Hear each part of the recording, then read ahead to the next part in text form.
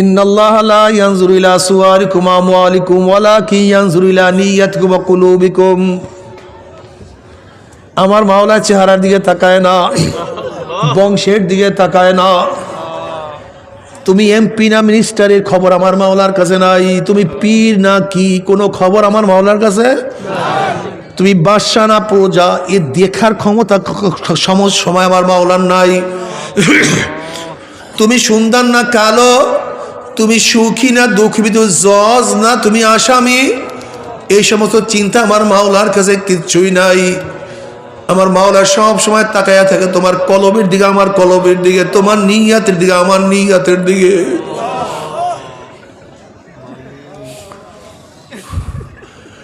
আল্লাহ পাক কালামে পাকের মধ্যে ফরমান, ইয়াউমা লা ইয়ানফাউ মালু ওয়ালা বানুনা ইল্লা মান আতাল্লাহা বিকলবিন সালিম।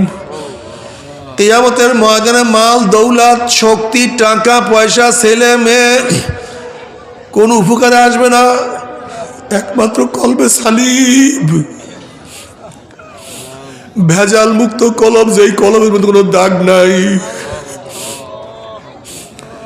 যেই কলবের মধ্যে কোনো রোগ নাই, যেই কলবের মধ্যে কোনো গুনাহ নেই, এই কলব ব্যতীত কোনো কিছু কোনো উপকার করবে না। আল্লাহ পাক কালামে পাকের মধ্যে ফরমান, লা তা'মাল আবসার ওয়ালাকিন তা'মাল কুলুবুল্লাতী ফিস সুদূর। ওদের বাহ্যিক চক্ষু অন্ধ হয় না, ওদের ভিতরে কলবের মধ্যে যে চক্ষু, সেই চক্ষু অন্ধ হয়ে গেছে। বাবারে, তোমার আমার কলব এত পচিয়া গেছে, এত খারাপ হয়ে গেছে, চিন্তাও করা যায় না। আজকে তোমার আমার কলবের মধ্যে রিয়া, তাকাব্বুরি, হাসাদ, হুব্বে যা হুব্বে মাল, দুনিয়ার খেয়াল, সারাদিন দুনিয়া দুনিয়া দুনিয়া। আল্লাহ পাক কালামে পাক বলে ফরমান, মান কানা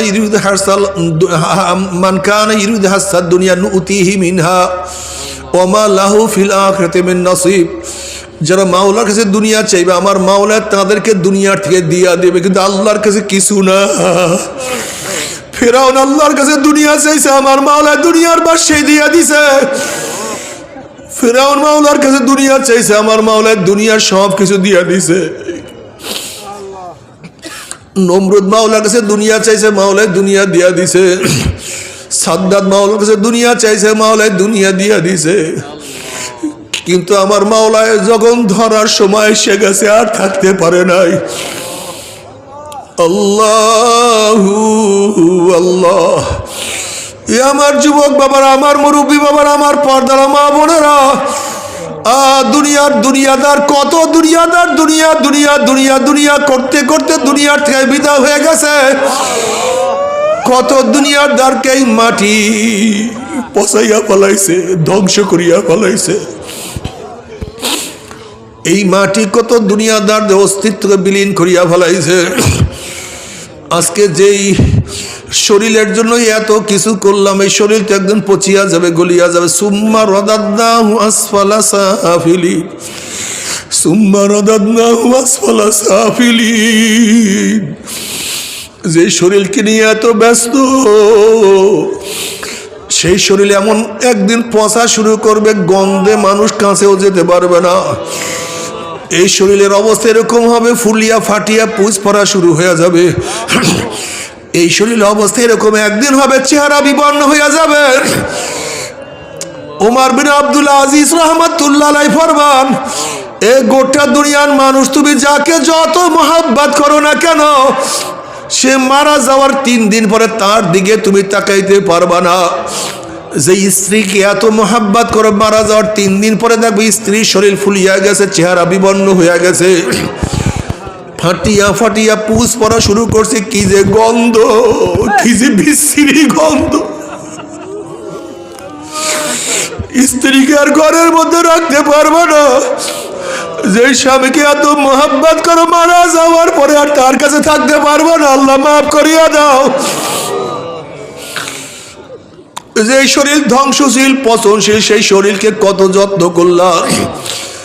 যেই শরীরকে রাখা যাবে না সেই শরীরকে রাখার জন্য কত ব্যতিব্যস্ত হয়ে গেল। কিন্তু যেই রুহুর কোনো ধ্বংস নাই, লয় নাই, ক্ষয় নাই, যেই রুহুর কোনো লয় নাই, ক্ষয় নাই, কোনো ধ্বংস নাই, সেই রুহুর খবর নাই, সেই রুহুর কোনো চিকিৎসা নাই।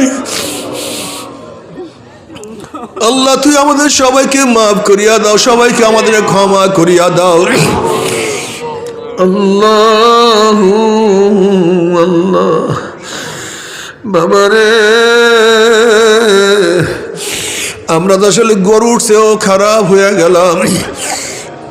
একটা গরুকে জবাই দিয়ে আর একটা গরু লাফালাফি করে গুদাগুদি করে, ওর হুঁশ নাই যে এরপরই আমার পালা। ঠিক আমার সামনে, তোমার সামনে আমার বাবা চলিয়া গেল, দাদা চলিয়া গেল, ছোট ভাই দুনিয়াতে বিদায় হয়ে গেল। তোমার কাঁধের উপরে তোমার সন্তানের লাশ উঠিয়া গেছে, তুমি তোমার নাতির জানাজায় উপস্থিত হয়ে গেছো। এ বড় ভাই, তুমি তোমার ছোট ভাইয়ের কবর খনন করা শুরু করিয়া দিছো। এ বন্ধু, এই মাত্র তোমার বন্ধুকে চিরতরে বিদায় দিয়ে আসছো, এরপরে হুঁশ নাই, এরপরে আমার পালা। সবাই তো খালি হাতে বিদায় হয়ে গেছে, আমিও খালি হাতে বিদায় হয়ে যাব। কি নিয়ে রওনা করছি, কোথায় রওনা করছি? হাসিবু কবলান তু হাসাবু, তোমার কাছে হিসাব নেওয়ার আগে তুমি তোমাকে হিসাব নাও।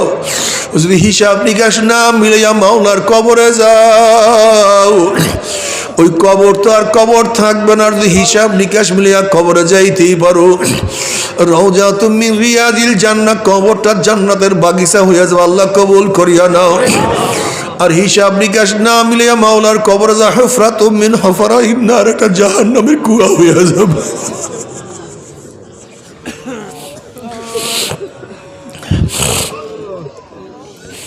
বাবারে, কত কবর মধ্যে আগুন দেখা যায়, ধোঁয়া দেখা যায়, সাপ বিচ্ছু দেখা যায়।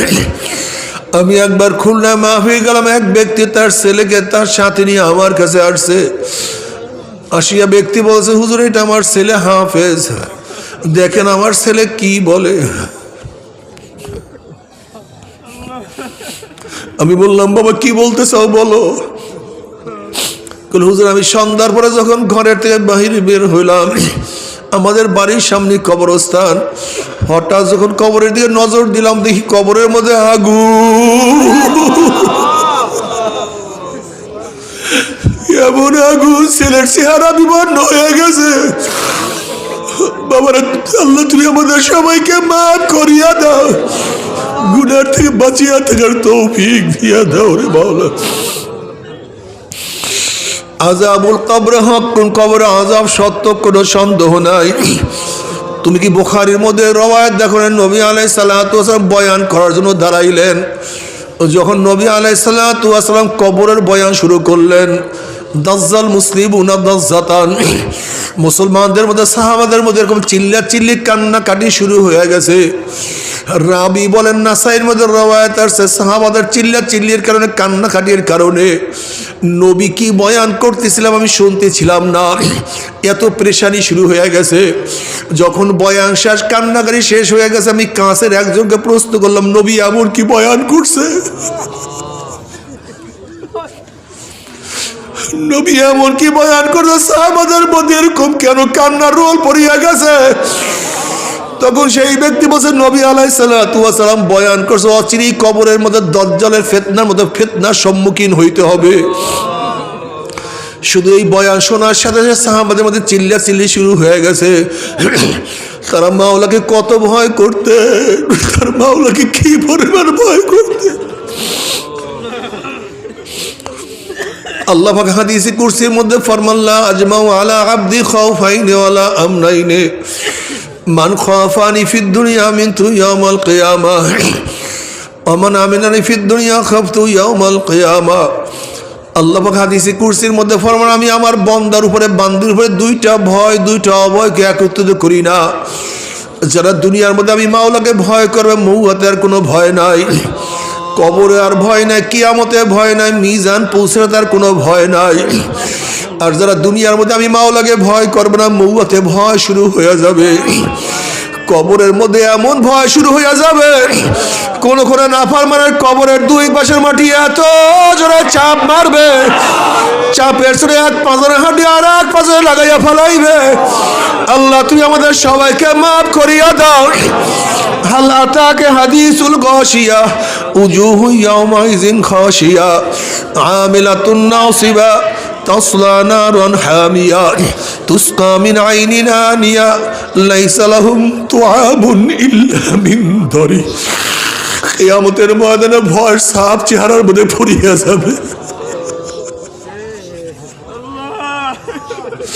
উজুহু ইয়াওমাইযিন খাশিয়া। আল্লাহ তুমি আমাদের সবাইকে মাফ করিয়া দাও।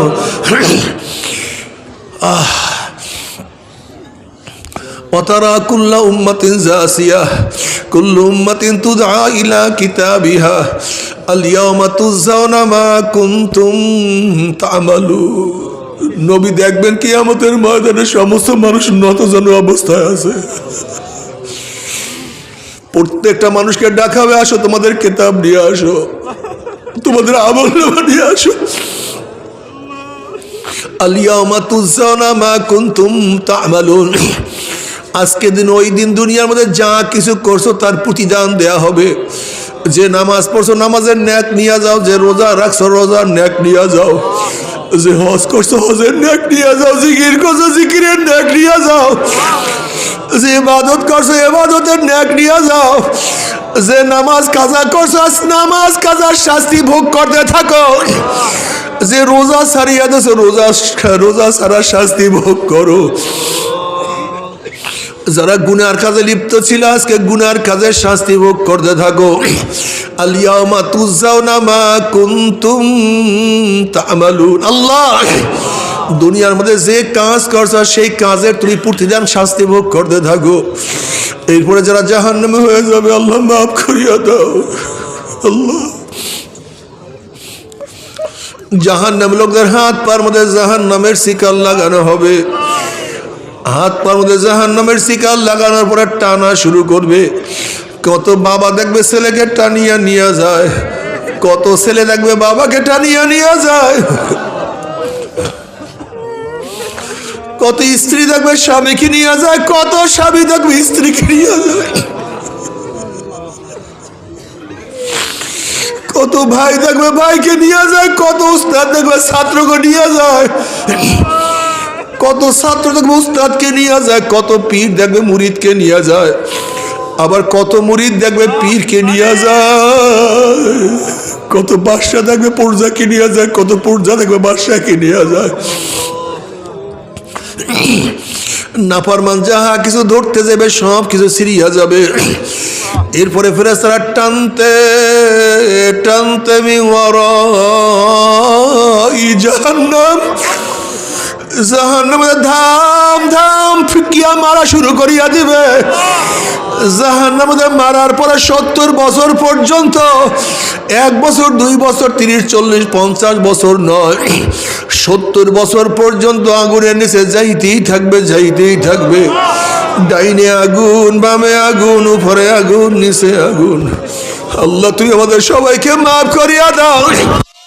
আগুনের নিচে যাইতেই থাকবে যাইতেই থাকবে, আর তো বের হইতে পারবে না।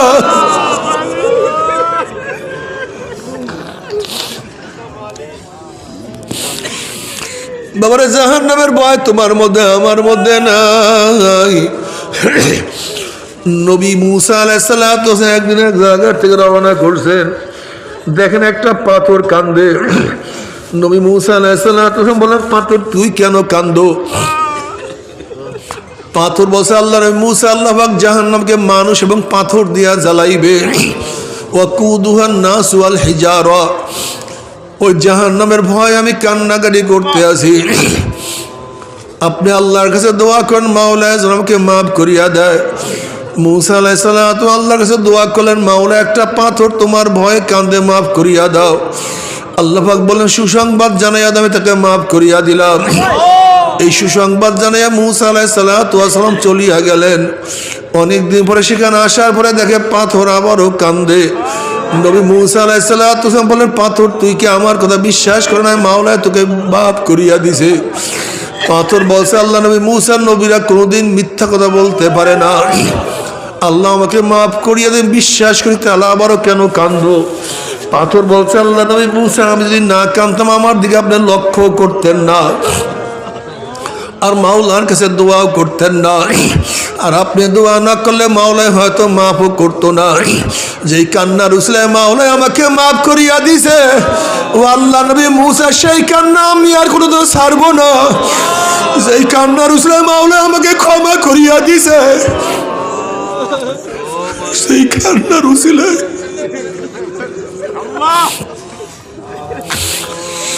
বাবারে কি বলবো।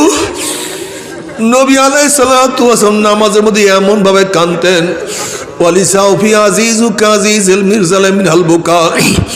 নবী আলাইহিস সালাতু ওয়াস সালাম ফোফাইয়া ফোফাইয়া এমন ভাবে কাঁদতেন কলিজাতে কান্নার আওয়াজ বের হইয়া যাইত।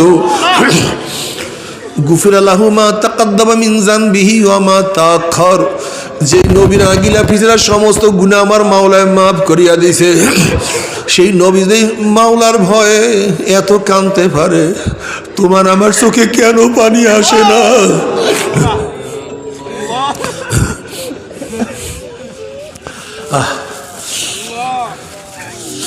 যে উমর ইবনে খাত্তাব রাদিয়াল্লাহু তাআলা নবীর পবিত্র জবানে বারবার জান্নাতের সুসংবাদ পাইছেন।